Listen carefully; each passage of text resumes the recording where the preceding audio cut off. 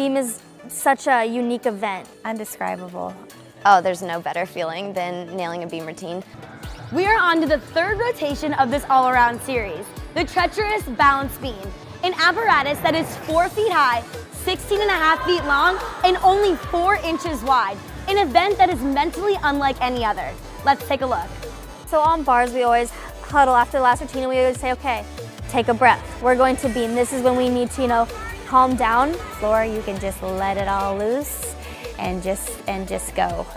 Beam, you have to have that focus. You have to have that precision. So typically our beam songs are slow songs. I choose Dan and Shay is like the artist that plays during my beam routine, and I know Rachel Gowie has like Khalid playing, and so they're all just slower paced songs so that you try to keep your heart rate down. And sometimes I'll even, if someone's on the beam, I'll say great song, so that they're thinking about the song and not too much about their skills. Judges are really looking for the routine to be a little more fluid and not so much skill, pose, skill, pose.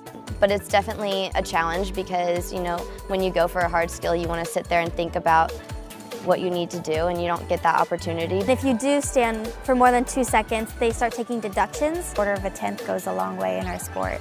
Execution deductions involving form, bent knees, bent arms, and certain skills.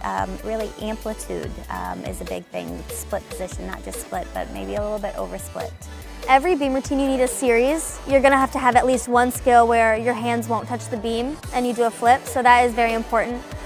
You have to have a turn, a leap or jump, and you have to have an acro skill, so a front aerial, a side aerial, and then a dismount.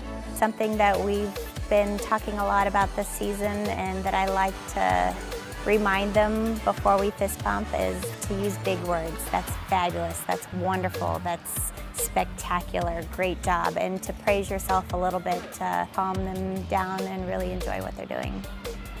These athletes train day in and day out, no problem. Technique, we can train, no problem. We can get better, we can get consistent, things like that. But to get out there and really turn your mind off and not overthink on an event that requires such precision, that's probably a great challenge. Let's go, Liz, one skill at a time. Beam is just one of those events that's kind of always been a make it or break it event, and I just go into it with a lot of confidence. I love beam because you can just attack it though. And the more that you go into it with a confidence and a mentality knowing that you can do it. I think that's what makes this team so special, is we have such a wide variety of skills.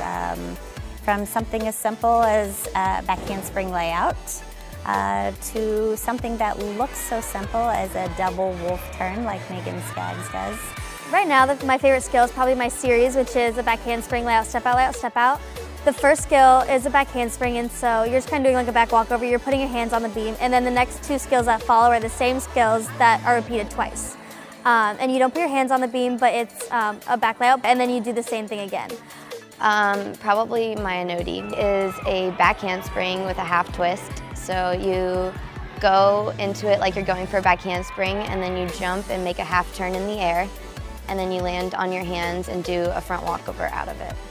But when you nail a difficult skill, it's just, there's no better feeling.